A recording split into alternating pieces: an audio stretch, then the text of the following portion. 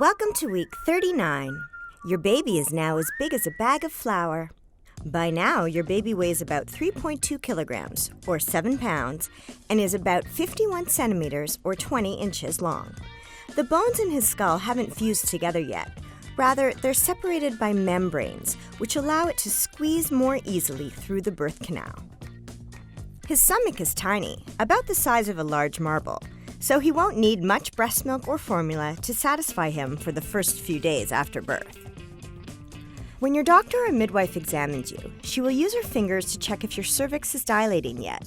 She may ask you if you want a cervical or membrane sweep, where she puts a finger into the cervical opening to separate the amniotic membrane from the cervical tissue. Chances are this will hurt a bit, but it's considered a low-risk way to encourage labor because the sweep tells the uterus to start producing prostaglandins, which soften the cervix. Chances are right now that every weird feeling feels like it could be the start of labor.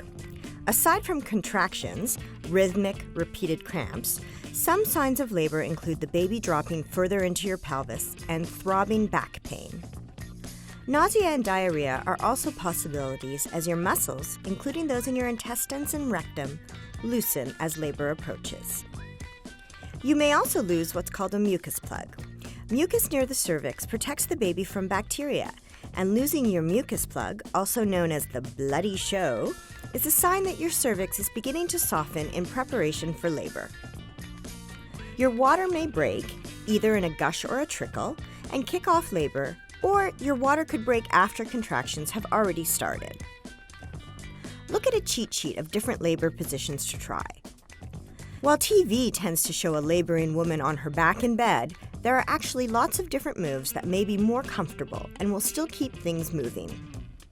You can lean into a wall or over the bed, sit on an exercise ball, slow dance with your partner with your head leaning against his chest or shoulder, do a lunge or lie on your side with your upper knee bent. There are also a lot of labor props, such as birthing stools, squatting bars, and tubs.